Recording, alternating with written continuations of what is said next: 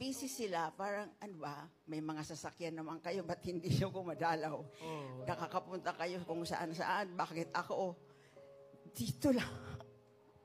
And then, yung lumalabas kayo, parang hindi na ako maalala. But, hindi naman kasi ako mukhang kawawa, kaya binabaliwala na lang nila ako. Parang feeling ko lang po yun.